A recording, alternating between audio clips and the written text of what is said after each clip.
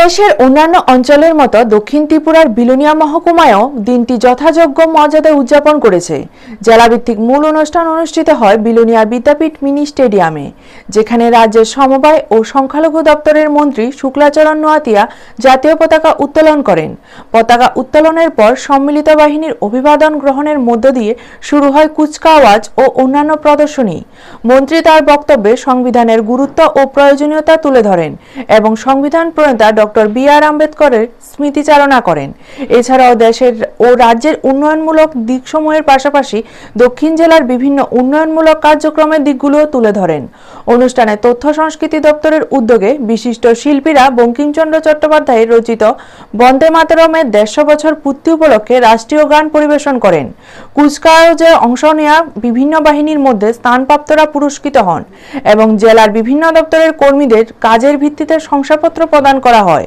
সন্ধ্যায় তথ্য ও সংস্কৃতি পর্যটন দপ্তরের উদ্যোগে বিলোনিয়া শচীন দেববর্মন অডিটোরিয়ামে অনুষ্ঠিত হয় সাংস্কৃতিক অনুষ্ঠান। একই সঙ্গে বিলোনিয়া প্রেস ক্লাব দিবসটি উদযাপন করে, যেখানে জাতীয় পতাকার পাশাপাশি ক্লাবের পতাকাও উত্তোলিত হয়। ব্যুরো রিপোর্ট, নিউজ তৎকাল 24।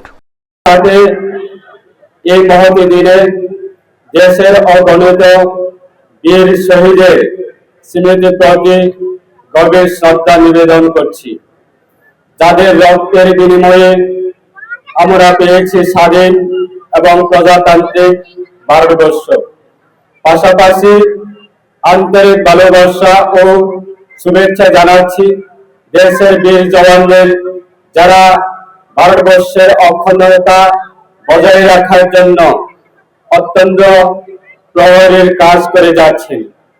আপনারা সবাই জানেন যে দীর্ঘ 200 বৎসরের ব্রিটিশ নাগপাশ থেকে মুক্ত হয়ে 1947 সালের 15 আগস্ট আমাদের দেশ স্বাধীনতা লাভ করে। কিছু স্বাধীনতা লাভের উপর যে প্রশ্নটি দেশের নেতাদের সামনে আসে তা হলো আমাদের দেশ কিভাবে পরিচালিত হবে, তার জন্য লিখিত কোনো আইন প্রণয়ন করা।